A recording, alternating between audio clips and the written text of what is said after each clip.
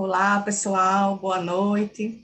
Vamos lá, mais uma noite de estudo, né, desse romance que estamos iniciando. Um romance que eu tenho certeza, né, que já está trazendo mais oportunidade da gente se conhecer, de conhecer um pouquinho melhor essas histórias que o Emmanuel traz para a gente, histórias tão compatíveis com a nossa vida atual. E antes de passar para Michel, a gente fala, ele já está sabendo, né, para ele fazer a nossa prece inicial e a gente começar o capítulo da noite, eu não sei se algumas pessoas já perceberam, mas outras ainda não perceberam, que depois que o Prozebem começou com as atividades presenciais, os estudos a gente teve que começar a gravar, né? Porque à noite a gente lá participando das atividades, então não teria como, né, gravar aqui ao vivo e estar lá desempenhando outras atividades. Então, para esclarecer, né, porque tiveram pessoas perguntando a gente se a gente não estava respondendo os comentários, mas é por isso, porque quando começou lá presencial, a gente não teve mais como gravar ao vivo, viu? Mas estamos aqui, vamos continuar com o estudo e espero que todos acompanhem. Qualquer dúvida, pode ligar para o Prozebem e a gente tenta tirar e fala aqui, comenta a pessoa que deixou a pergunta, qualquer coisa, podem continuar interagindo, se assim vocês se sentirem à vontade. Então, vou passar aí para Michel, para ele fazer a nossa prece inicial e a gente começar o nosso estudo. Boa tarde, Michel. Boa noite, Michel. Boa noite, Mário. Boa noite aos amigos, né? Devidas proporções, nós estamos usando o poder do Espírito, dizem para Paulo, né? Então, no livro Paulo Estilo, a gente viu que realmente usou as cartas porque não conseguia estar em vários locais ao mesmo tempo.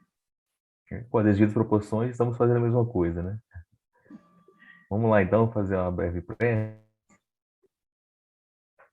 que é com muita alegria que estamos presentes em mais um estudo desse livro trazido por Chico Xavier, por Emmanuel, a quem somos muito gratos. Temos muito que aprender com esses livros. Parece estar distantes da nossa realidade, mas não estão. Nós vamos encontrar nesses livros situações, fatos que acontecem no nosso cotidiano, que possamos aprender com eles, que possamos também identificar esses fatos, essas situações, essas ocorrências do cotidiano com a nossa própria vida e colocar em prática tudo que aprendemos de bom. Que Jesus nos ampare, nos abençoe hoje e sempre. Assim Vamos lá, seja. Gilmar. Então, vamos lá, né? Então, hoje iremos ver o capítulo 3 e o capítulo 4, né? O capítulo 3, Compromissos do Coração, e o capítulo 4, Aventuras de Mulher. Então, vamos lá, né? Para Compromissos do Coração. Então, após aquela conversa que o Varro teve com o Corvino, né? Ele volta para casa e lá começa a ouvir, mais uma vez, as queixas da Cíntia, né? Reclamando da vida dela, ela continuou se encontrando, né, com o Opílio, e ele já assim, já estava querendo mudar o rumo daquela situação, porque ele sabia de tudo, mas não tinha como falar nada, como a gente viu no capítulo anterior. Então ele resolve procurar o Opílio, né, para conversar sobre a possibilidade de mudança de vida, né, de mudar o trabalho. Ele queria procurar outras atividades para fazer, só que o grande problema é que ele devia uma grande soma de dinheiro para o Opílio. E ele fala isso, mas ele diz que não tem como pagar toda essa dívida que ele tem. Então, o Opílio, né, revelando surpresa, se fez de desentendido, ele diz que tem Varro não como empregado, mas como um amigo, e aí acaba perdoando toda a dívida. E ainda se colocou à disposição para qualquer novo empreendimento que o Varro quisesse começar, né? Então, assim, quando eu vi essa passagem, se não fosse o interesse escuso que ele tinha, né, lembra muito uma passagem lá do Evangelho, onde Jesus narra, né, que um senhor lá perdoa toda a dívida, e aí esse senhor que recebe o perdão tem também um outro escravo que lhe deve e ele não perdoa, né? Então Jesus faz um comentário sobre essa passagem, até sobre o perdão, né? No perdão das ofensas, que a gente perdoar da mesma forma que a gente perdoa para a gente ser perdoado. Só que nesse caso do Opílio não se encaixa nesse trecho do Evangelho de Jesus, né? Porque, na verdade, ele estava já bolando um plano, né? Que a gente vai ver se desenrolar nesse capítulo para afastar o Varro. Então, esse era o interesse dele, né? Então, ele já começa a dissimular bem aí. E aí, Varro depois desse perdão, vai procurar emprego, mas naquela época Roma estava numa situação difícil, né, com essas questões de guerra, então muita gente saía da cidade, estava tudo dividido entre ou você era muito lá os escravos, ou então já eram as pessoas que tinham o poder, então não existia essa classe intermediária que possibilitasse conseguir um emprego. Então, as pessoas que estavam nessa condição acabavam até saindo de Roma. Então, ele não conseguiu encontrar nada. E aí, ele estava lá pensando na vida dele, na multidão, e de repente chega o Flávio Súbrio, né, que, como o Emmanuel fala, um velho soldado de reputação duvidosa, homem maduro, mais ágil e manhoso. Né? Súbrio fora ferido em serviço do Estado ao manter a ordem nas Gálias, razão porque agora coxo era utilizado por vários nobres em expedientes secretos, né? Então, o Emmanuel já diz que é uma figura que não dá para confiar, só que o Varro não sabe disso, né? A gente sabe, mas o Varro não sabe. E o Varro está ali, desesperado, procurando emprego. E aí, Súbrio vê ele e diz que estava procurando por Varro, né? Estava lá e revela também que bom que eu encontrei você, só que o Súbrio estava amando de Opílio, né?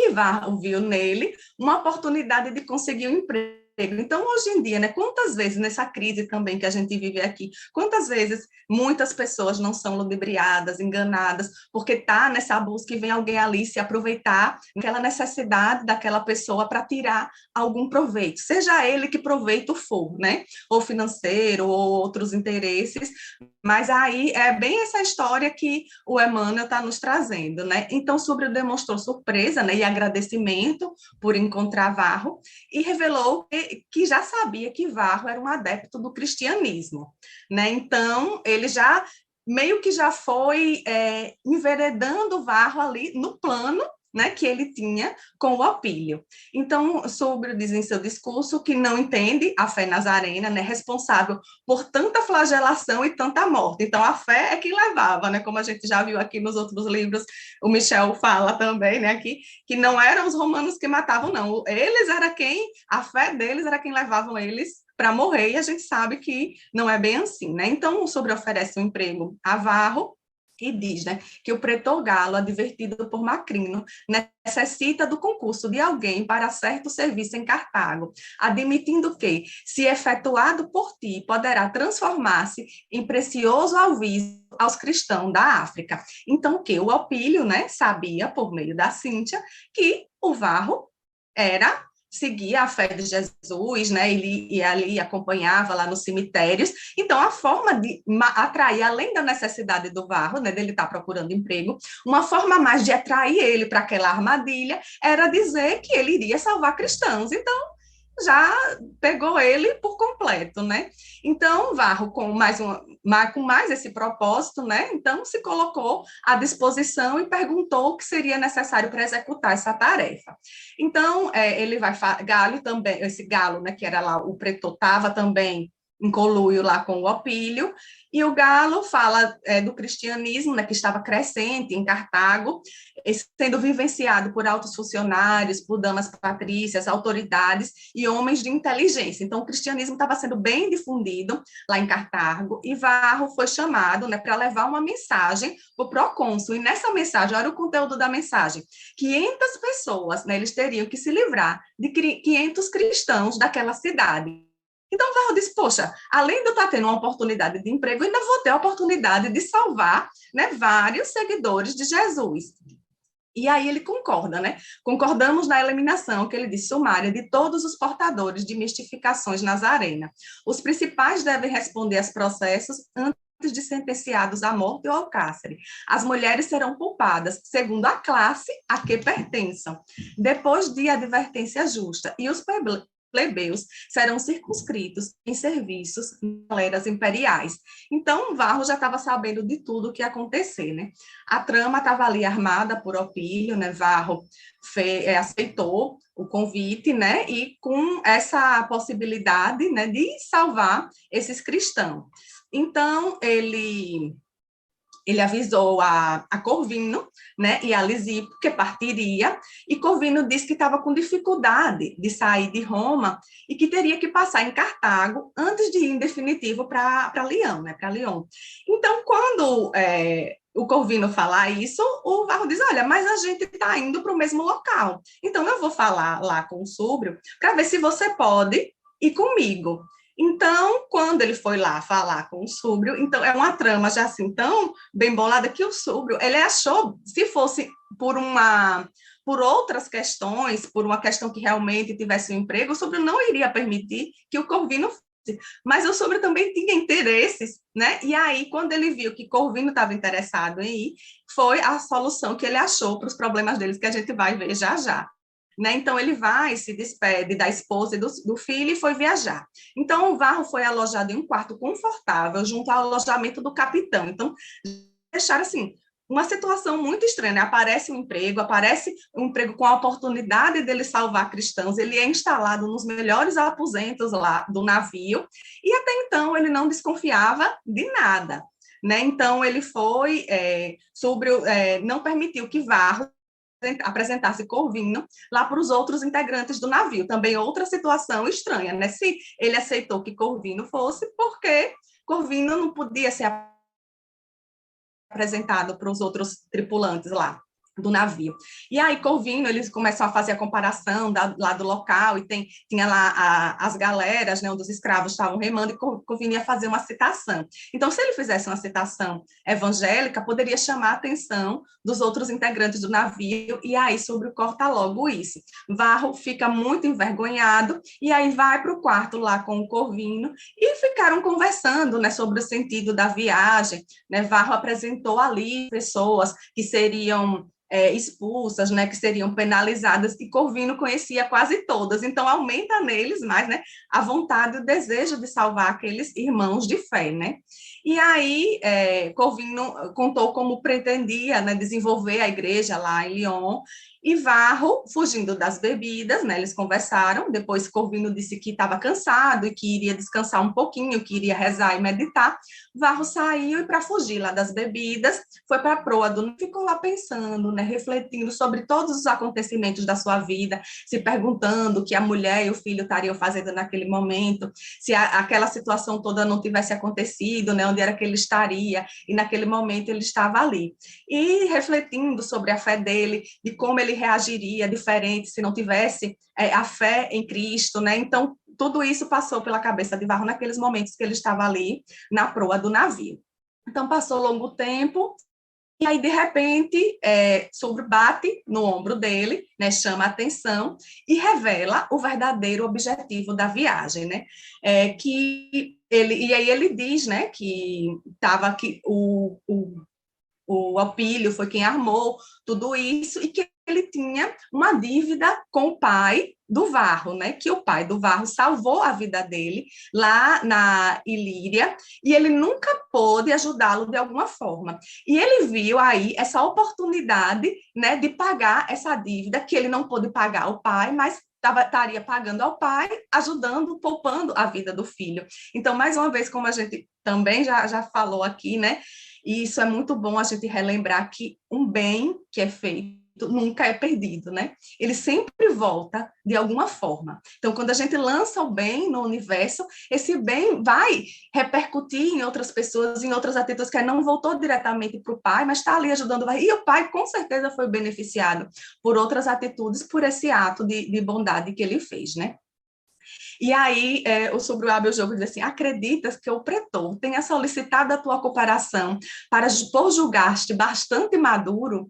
Admites que Hélio Lúcio ceder-te-ia um lugar ao lado dos seus próprios alojamentos, por achar-te simpático, filho de Júpiter, ser mais avisado. Opílio Vetúrio tramou com eles a tua morte. O teu destaque social não lhe ensejaria uma arbitrariedade em Roma, onde, aliás, espera conquistar a tua mulher. Lastimo-te a mocidade cercada de tão poderosos inimigos. Hélio guarda instruções para atirar o teu cadáver ainda hoje no seio das águas, né? Então, interessante que eles abram os olhos, né? Seja mais atento a essa situação toda, e ele não percebeu, né? Quantas vezes a gente não cai nessa situação? Dependendo das circunstâncias da vida, a gente está ali de boa vontade, né? Mas um aprendizado nisso tudo é que mesmo essa situação toda acontecendo com o Varro, nada acontece por acaso. Então, mesmo essas situações mais difíceis levam a gente para um amadurecimento, né? E a gente vai ver que ele vai passar por isso tudo para chegar onde ele quer chegar e para cumprir o que ele veio fazer aqui, né? Porque o objetivo maior é lá ajudar o Tassiano, né? E esse é o caminho. Então, a gente está no caminho certo, com as pessoas certas, os acontecimentos certos, para que a gente chegue àquele objetivo. Mas chegar àquele objetivo vai depender das atitudes da gente perante essas situações que chegam em nossa vida. Então, como a gente vai agir diante disso, vai dizer se a gente vai cumprir ou não essa tarefa. E a fé, né, e a vontade em seguir os ensinamentos do Cristo, como o Varro já deu provas, é o que está levando ele para o caminho certo, né? Acredito que no decorrer do livro vai continuar assim, vamos vendo, né? Então, dessa revelação, o Varro pensou que Súbrio ia tirar a vida ali. Ele disse, não, agora então ele vai me matar, né? E perguntou o que Súbrio queria dele. Ele disse, não, eu quero ele salvar. E disse que precisava salvar a pele dele também, né? Que ele não poderia salvar Varro e dizer, não, eu não matei ele agora, ele seria sacrificado. E aí, por isso que ele permitiu que Corvino embarcasse no navio. Então, ele tinha o objetivo, né, de tirar a vida de Corvino. Então, ele disse que acreditava que Corvino tinha enfeitiçado ele, né, pela fé, lá tinha enfeitiçado ele, que Corvino não ia fazer falta para ninguém, então ele iria tirar a vida de Corvino no lugar da do Varro. E aí Varro se desespera, né, diz, não, não pode, como é que você vai tirar a vida dele? Aí ele diz, não, não adianta você fazer mais nada não, porque a essa altura Corvino já foi apunhalado, e aí Varro, né, se desespera, né, então sai, o Súbrio pede descrição para ele não chamar, né? E aí, quando ele chega lá no quarto, o Corvino está lá amordaçado e ferido. E aí Varro pergunta quem foi que feriu o Corvino. Aí o Corvino, né, vai nos trazer grandes lições, né? Acreditas acaso que alguém possa ferir sem a permissão de Deus?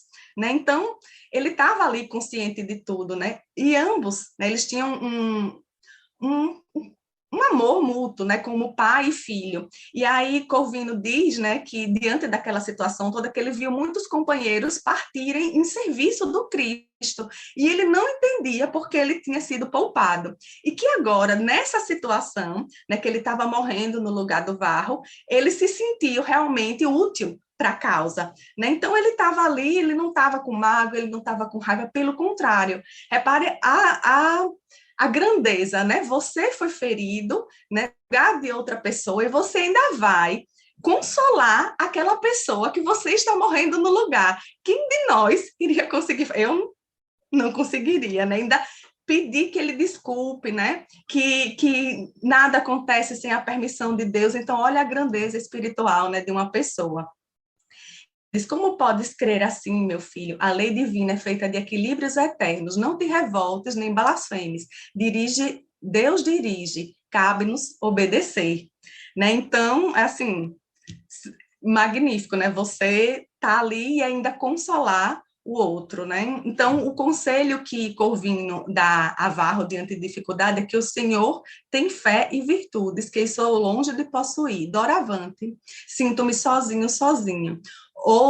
Onde situas a confiança em Deus? És moço, os dias amadurecem a experiência, atende às instruções do mestre e nova luz brilhará em tua alma. Em Leão, muitos de nossos irmãos relacionam-se com os mortos, e aí ele fala disso, né, que eles não vão perder o contato, porque lá em Leão muitos se relacionam e eles vão continuar juntos. E aí ele fala de um amigo dele que morreu, né, o Átalo, e aí ele já começa a ver o Átalo ali se aproximando já nesse momento de agonia que ele está vivendo, né? Então, o Corvino fala do dinheiro que ele arrecadou também, entrega essa bolsa Varro para ele entregar a Horácio Níger para os cuidados com as crianças asiladas lá na igreja, e diz que ele vá, né, que ele siga. Então, ele usa uma frase, né, o Varro, depois que o Corvino falece, né, ele diz que se o Corvino lhe substituiu na morte, ele deve substituir o Corvino na vida, né? E a partir daí ele passa né, a viver a vida, né, tentar seguir os caminhos lá de Corvino. Então, Corvino entregou essa bolsa e, antes de morrer, pediu para Varro que visse, né, que lesse um trecho do Evangelho, depois pediu para ver o céu, depois ele recebeu a visita de vários amigos espirituais, e só assim ele parte, né? Quando ele morre, o Súbrio entra lá no quarto e diz: não, você tem que ir embora, porque se pegarem aqui, o plano todo vai dar errado. Aí, nisso, o comandante lá chega, né? Só que ele se esconde, estava embriagado, que o Súbrio embriagou ele, e aí acabam constatando que o Varro estava morto, tal, e o Varro aproveita isso e foge num bote que o Súbrio tinha deixado para ele, e o Súbrio diz, né, vá, pega o bote para ele fugir, trocar de nome, pegue os documentos de Corvino e deixe os dele, porque para Roma, a família dele e o Opílio precisa ter a certeza de que ele está morto, né? Varro ainda pensou em reagir, em dizer que não ia fazer aquilo, né? E restabelecer a verdade, mas diante da morte de Corvino ele desiste. E aí diz que Cíntia seria informada que o marido tinha sido morto, né? Por cristãos dentro do barco, né? Por escravos cristãos na galera, e que o resto o Opílio diria. Então, o Opílio ia inventar lá uma história, mas o que chegaria para Cíntia é que cristãos mataram Varro. Né? Então, olha só como tudo foi muito armado. Né? Então, quando chegou em terra firme, ele tirou as roupas dele, vestiu a de Corvino, então passou a ser chamado, né? Ele passou uns dias, foi acolhido por cristãos e passou a ser chamado de irmão Corvino. Né? A partir de agora, no livro, ele vai ser chamado de irmão Corvino. E Varro chega a Lyon, né? E aí, Emmanuel, mais uma vez, ele descreve a cidade, como era a cidade, seus habitantes, e lá em Lyon, ele vai procurar o Horácio, né? O Horácio Níger, ele vai lá procurar e conta tudo o que aconteceu com ele desde o início, né? Então, Varro, ele pede para trabalhar com Horácio, e Horácio diz que Corvino trabalhava com as crianças, e que tinha 30 órfãos lá. Né? E também falou que todos os colaboradores da igreja trabalhavam de acordo com os desajustes espirituais. E olha só que interessante, né? De que são portadores. E como o Varro traz no coração a saudade do filho, ele trabalharia com as crianças. Então, olha só, então muitas vezes a gente está ali desenvolvendo um trabalho para contrabalancear os nossos desajustes espirituais. Então, a gente não deve reclamar do nosso trabalho, não, porque a gente está fazendo o trabalho certo, né? A gente sabe, então, que sabedoria de entender que o trabalho que a gente faz, seja lá na casa espírita, né? Porque quando a gente está na casa espírita, até mesmo lá no Prosebem, a gente diz quais são as áreas, né, que a gente tem mais aptidão ali para trabalhar. Com certeza, até inconscientemente, a gente está sendo voltado para aquilo que a gente mais necessita, para aquilo que vai ser essencial para o nosso desenvolvimento aqui, né? Que vai ser fundamental para que a gente aprenda aquela lacunazinha que ainda tem em nós e que vai ser suprida com esse estudo e com esse trabalho, né? Então, o Varro foi apresentado lá a algumas crianças, e aí ele vai, né? As crianças perguntam: cadê o vovô Corvino? O vovô Corvino chegou, e aí ele diz: o vovô Corvino está lá no céu. Agora nós temos outro amigo aqui que vem tomar o seu lugar aqui, vai ficar com vocês, né? E a partir dali ele vai deixar esse passado dele como Varro e assumir essa nova, né, identidade ali, esse novo trabalho, essa nova vida como irmão Corvino, né? Então, resumidamente é isso, né? Um capítulo que mostra a transformação da vida de Varro, né? De tudo que ele já vem passando e a viradinha de chave na vida dele, onde ele abandona o Varro e passa a ser outra pessoa, que é o irmão Corvino. Então, vou passar agora para Michel fazer os comentários dele e depois passar para o capítulo 4. Aí é com você, Michel. Vamos lá, rapidamente. Como eu falei anteriormente, né, toda vez que um desses instrutores espirituais escreve alguma coisa no livro, é importante a gente prestar atenção, né? Então, o Corvino, né, o Corvino original, né, antes de morrer, ele diz o seguinte, que em Leão, muitos de nossos irmãos relacionam-se com os mortos, que são simplesmente os vivos da eternidade. Então, aqui a confirmação de que a mediunidade era tratada como algo natural para os primeiros cristãos, né? E ele continua falando para o Varro: bendize constantemente as mãos que te ferirem. Então, como já nos dizia anteriormente, né? E ele continua: desculpa os erros dos outros com sinceridade e pleno ouvido de todo mal, né? Esquece o mal, né? E continua, né? Ama e ajuda sempre, ainda mesmo os que te pareçam duros e ingratos. Né? Então, uma grande lição. E também o Emmanuel, ele descreve o cristianismo primitivo, logo no final desse capítulo, né? E me chamou bastante atenção, né? Ele fala o seguinte: olha, dificilmente à distância de séculos poderá alguém perceber com exatidão a sublimidade do cristianismo primitivo. Os cristãos eram conhecidos pela capacidade de sacrifício pessoal, a bem de todos, pela boa vontade, humildade sincera, cooperação fraternal e pela diligência que empregavam no aperfeiçoamento de si mesmos. Inflamados de fé na imortalidade da alma, não negavam a morte. Então, que a gente possa entender bem esses primeiros cristãos, né? E nos espelhar neles, né? Vamos lá, próximo capítulo. O próximo capítulo já vai partir aqui para uma história paralela, né, do que está acontecendo.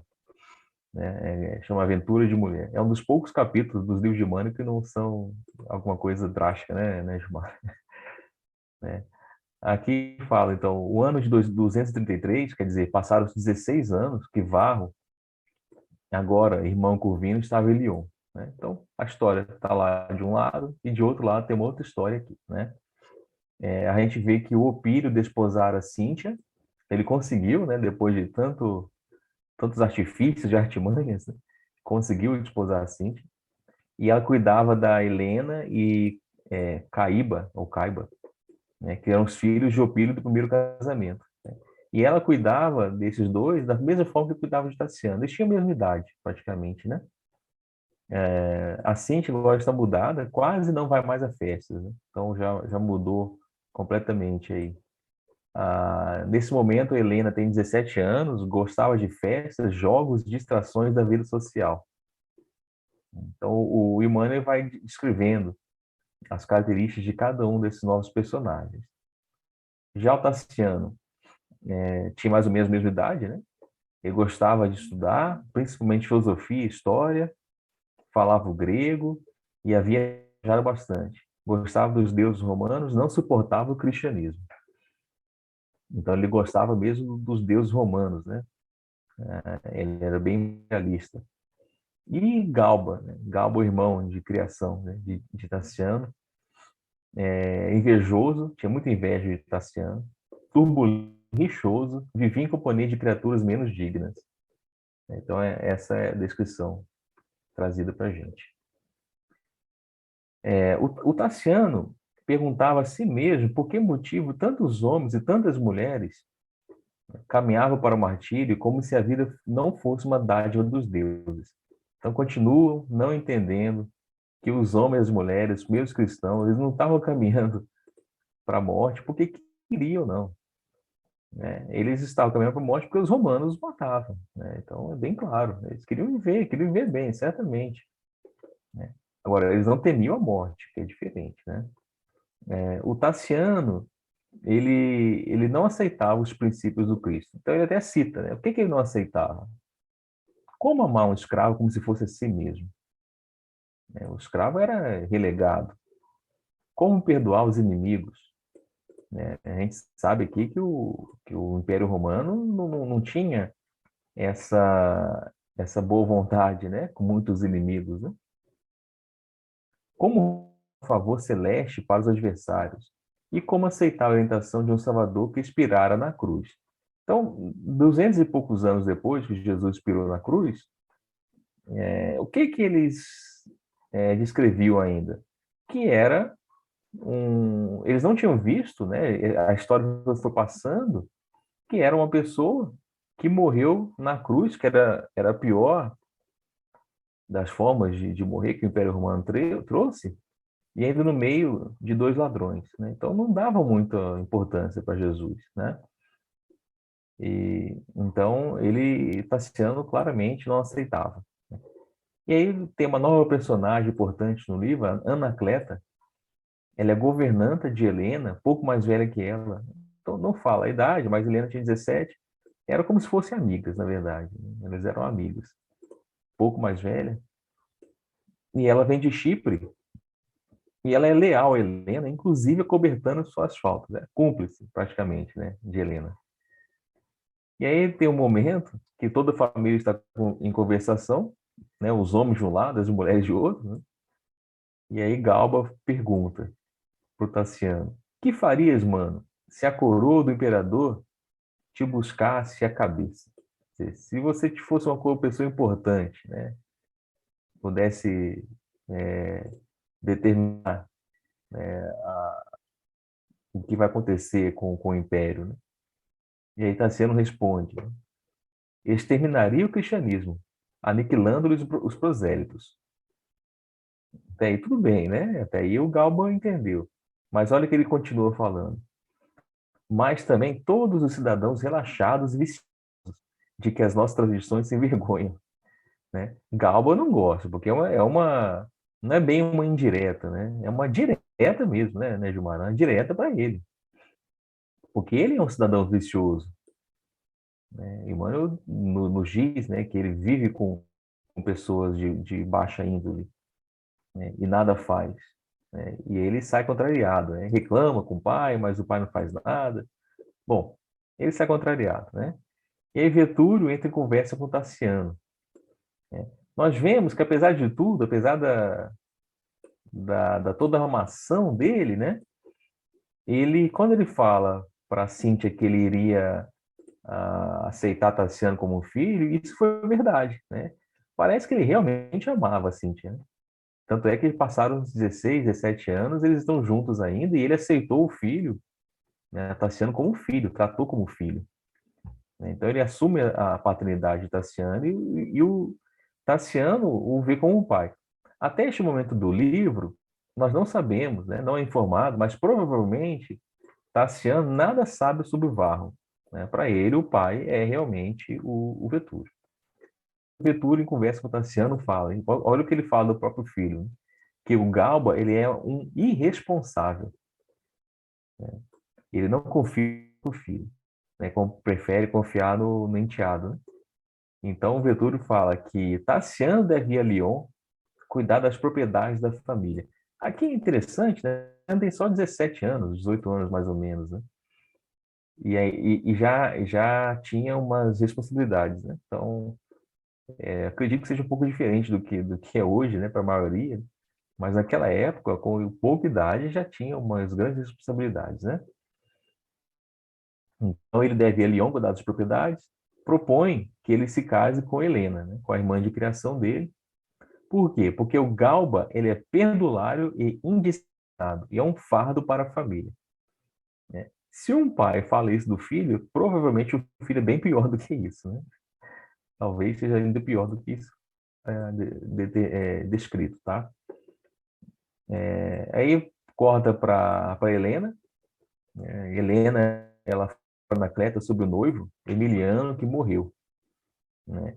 E elas devem ir a Chipre, na casa de parente de Anacleta, pois Helena está grávida, para evitar escândalo. Então, a Anacleta sabe, né, disso, mas ninguém mais sabe. E aí, então, a ideia é que ela vá para Chipre para ter o filho lá, né? Então, as duas tentam resolver essa situação, né? E aí, qual é a forma de resolver? As duas vão ao Osório, um velho feiticeiro, para ter um remédio que a liberte, né? Na verdade, esse Osório, ele é um médium, né? Ele tem a mediunidade, né? E aí, em transe, ele fala de Emiliano, que pede socorro para a criança, que ela não tire a criança, né?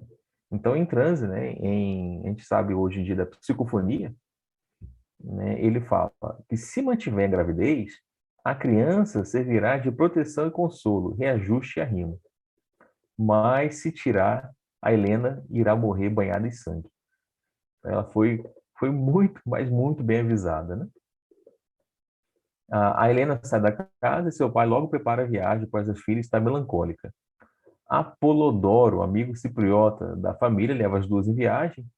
E aí, na viagem, a Helena começa a pensar que os olhos estão errados. Né? Com que direito a alma do amante regressa do túmulo para impor-lhe tão pesado dever? Né? Que pesado dever é esse? Né? Ela seria mãe solteira, né? Porque o noivo já havia desencarnado. Né? Então, para ela, né, é uma situação que ela não iria aceitar de forma alguma.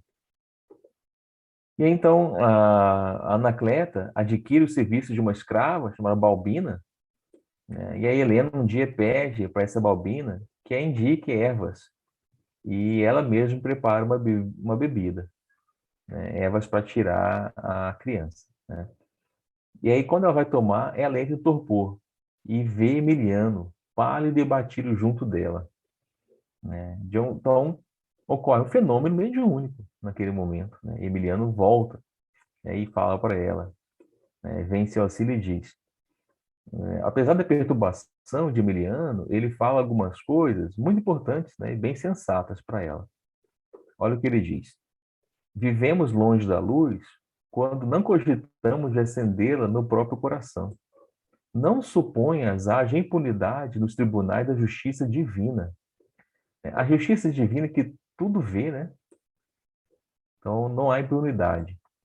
Recebemos invariavelmente segundo as nossas obras, né? Isso aqui nada mais é do que Jesus nos falou, né? A cada um segundo as próprias obras, né? Então o Emiliano falou isso aqui também para ela, né? Não desprezes a coroa da maternidade. Se aceitares a prova difícil, com submissão aos divinos desígnios, não nos separaremos. Claro que o Emiliano sabe que é uma grande prova para ela, né? Ser mãe solteira naquela época. Imagina, hoje já não é uma situação tão boa, né? Para a maior parte. Mas naquela época era ainda uma grande vergonha, né? Então, aqui nós vemos que ela tem essa prova, que talvez os dois tenham pedido essa prova até antes de reencarnar, né? Como nós mesmos, né? Nós também pedimos algumas situações, né? Algumas provas antes de reencarnar. Só que ela não está aceitando, né? Ela acredita que a prova é maior do que as forças dela e não está aceitando. Então, nós vemos até o momento que ela foi visada por Osório diretamente e agora, mais ainda, diretamente por Emiliano. Ela foi visada duas vezes para não cometer o aborto. E aí ela, então, desesperada, desvairada, acaba derrubando a bebida, né? Ela sai do torpor e derruba a bebida. E aí, após algumas semanas, dá à luz a uma menina.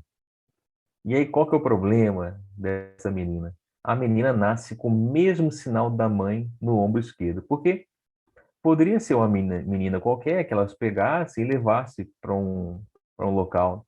Só que ela tinha o mesmo sinal da mãe. Então todo mundo logo ia perceber. Não eram locais com população muito grande. De repente surge uma menina, né? E aí eles olham aquela pessoa que tem o mesmo símbolo, quer dizer, elas logo vão pensar o seguinte: é um risco muito grande de alguém perceber, né? E então a Helena não aceita a filha, lhe dá um camafeu e decide então que Anacleto deve preparar uma viagem e despachar a filha em um cesto.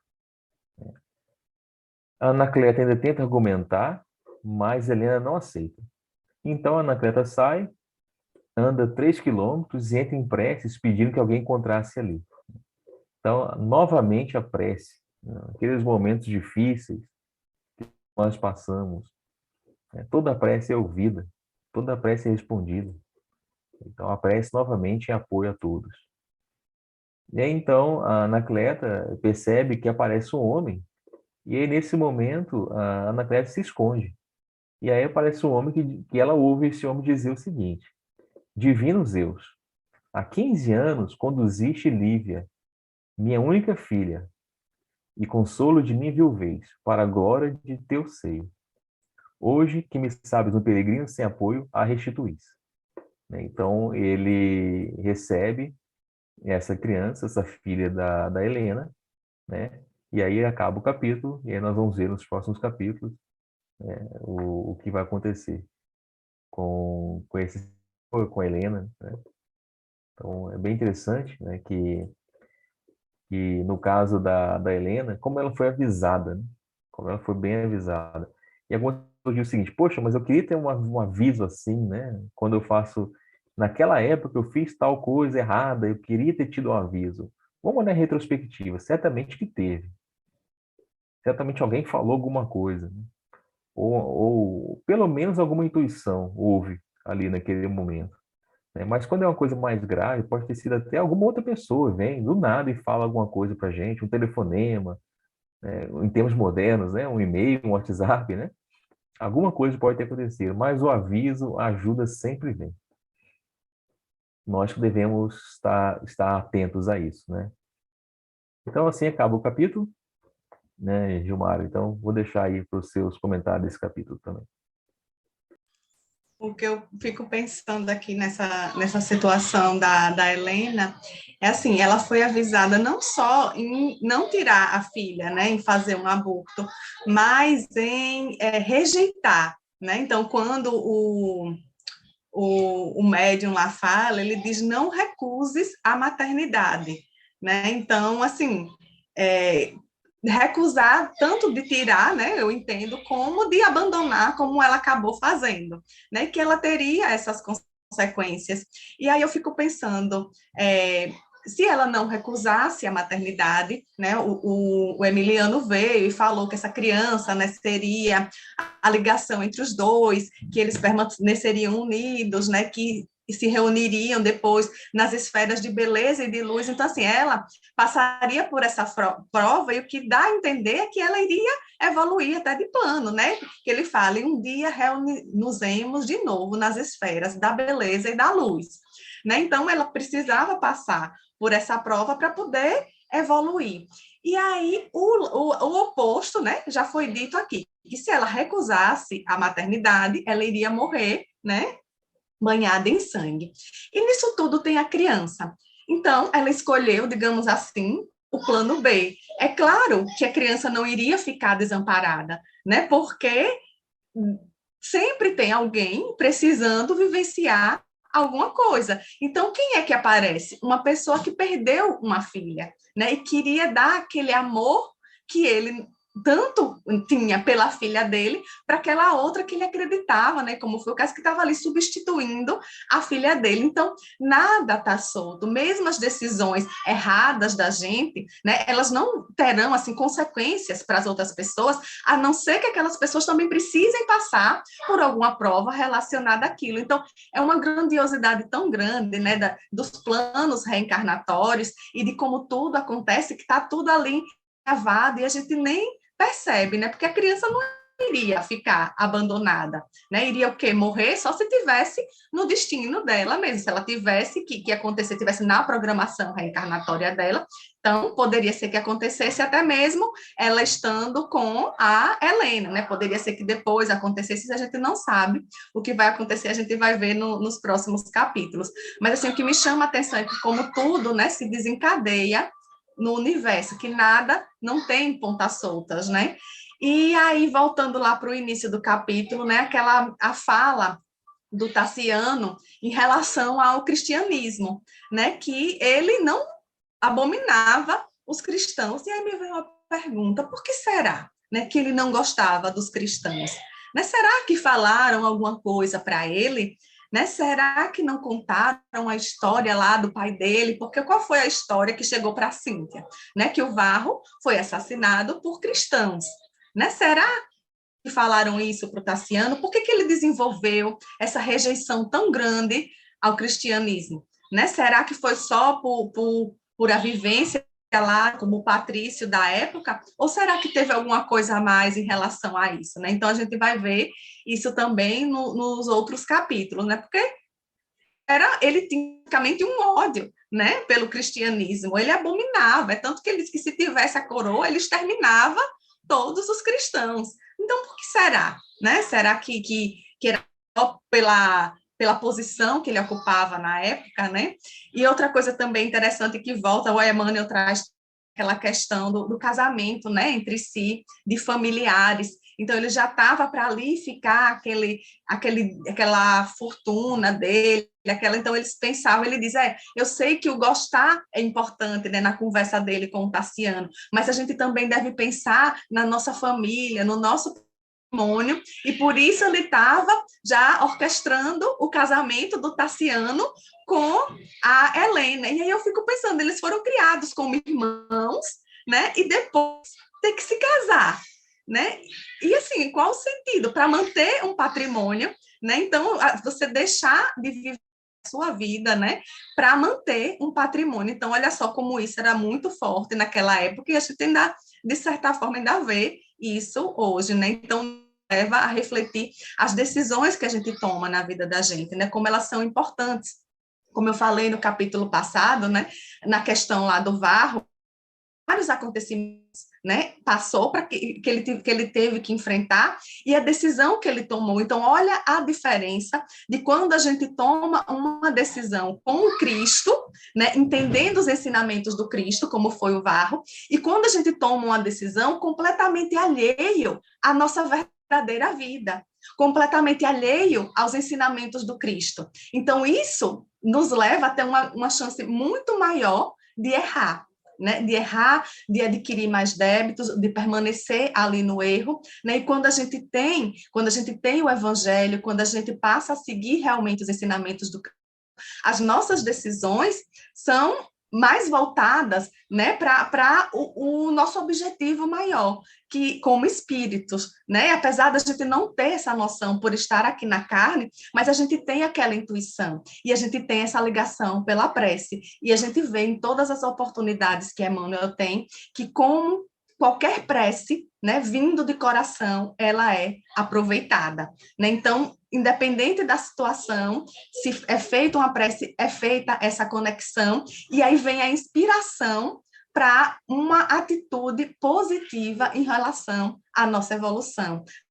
Nossa evolução como espíritos, então que a gente sempre se lembre disso, né? Como o Michel falou, os avisos vêm, né? Então a gente precisa estar alerta para esses avisos, mas a gente também precisa buscar essas respostas através da prece, né? Ter a fé de orar e esperar, porque vai chegar, né? Vai chegar, assim, na minha vida, eu já tive algumas provas disso, né? Quando a gente está atento, a gente vê essa resposta e ela chega muito rápido mesmo, é impressionante quando a gente se liga, quando a gente realmente se entrega, como essa resposta chega muito rápido, mas também ainda estou muito longe de entender todos os sinais que eu recebo, mas vamos lá, lutando, esse é o caminho, né? Um pouquinho a cada dia, né? Se a gente melhora 1% a cada dia, no final de um ano, quanto é que a gente não vai ter melhorado, né? O importante é nunca parar, é sempre estar nessa busca constante, né? De vencer a si mesmo, com essa ajuda que a gente sabe que a gente tem da espiritualidade, se conectando, né? No orar e vigiar, e vamos seguindo.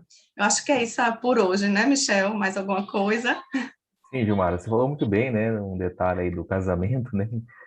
Entre irmãos, né? Praticamente. Eles não eram irmãos de sangue, mas eram irmãos de convivência, né? É uma prática que a gente viu, né, na história que ocorreu várias vezes. E, no fundo, essa prática era por quê? Era por causa do materialismo, né? Era para manter tradições, para manter fortunas, para manter terra. Então, essa é uma prática que ainda bem, né, que caiu em desuso, né, mas ainda, infelizmente, ainda existe, né, esses casamentos por interesses, né, e a gente tem que aprender, né, com a história e ver o que que ocorre, né, nesses casamentos com interesses aí, que são coisas, muitas das vezes, né, não todos os casos, obviamente, mas muitas das vezes apenas materialistas, para manter terra, manter nome da família, para manter dinheiro, mas então é isso aí. Trouxe muito bem essa parte do casamento também, dessa proposição de casamento, né? Então, por mim, é isso mesmo também. Então, vamos à nossa prece final, né? Mais uma vez, agradecemos, Senhor Jesus, a oportunidade de trabalho, a oportunidade de conhecermos essas dificuldades que são vivenciadas por esses personagens e de poder trazer essas dificuldades para compararmos com a nossa vida. para compararmos com as atitudes, com os pensamentos, com os gestos que temos no nosso dia a dia, para que possamos, de alguma forma, pelo exemplo deles, tentar aplicar e nos corrigir. Todas as vezes, né, que possamos errar, que a gente se lembre da conexão com a oração, que nos conectamos com a espiritualidade superior, com os nossos anjos da guarda, a partir dessa oração, e que o nosso coração possa estar aberto para receber todo o auxílio necessário.